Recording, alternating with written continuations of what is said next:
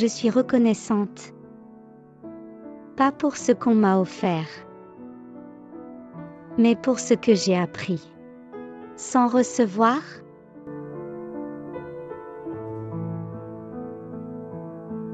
une reconnaissance sans témoin.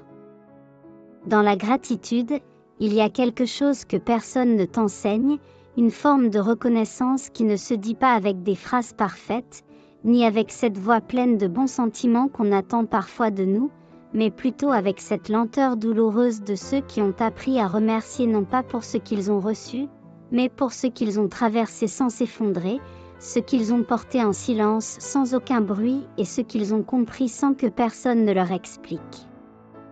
Ce n'est pas la gratitude du bonheur absolu ni celle des jours faciles, ce n'est même pas celle qu'on ressent après un miracle ou une réponse à une prière, non, c'est cette gratitude étrange, incomprise, qui arrive parfois au milieu d'un manque, au cœur d'un vide, dans l'après d'un adieu, quand le cœur est encore un peu brisé mais qu'il continue de battre malgré tout, sans savoir vraiment pourquoi, mais en sachant très bien pour qui.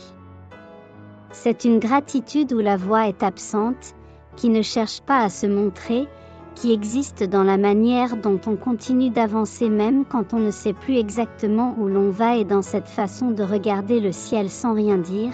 de sourire à quelqu'un sans expliquer pourquoi, de se rappeler sans le vouloir.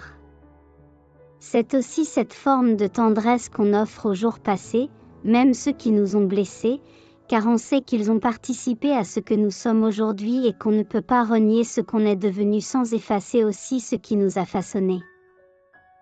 Et parfois, cette gratitude prend le visage d'un nom qu'on n'a plus prononcé depuis longtemps, d'un souvenir qu'on pensait avoir effacé, d'un battement de cœur qu'on croyait révolu, mais qui revient, doux, presque flou, presque rien, sauf qu'il est assez fort pour nous rappeler qu'il y a des traces qui ne s'effacent jamais, même quand tout a changé.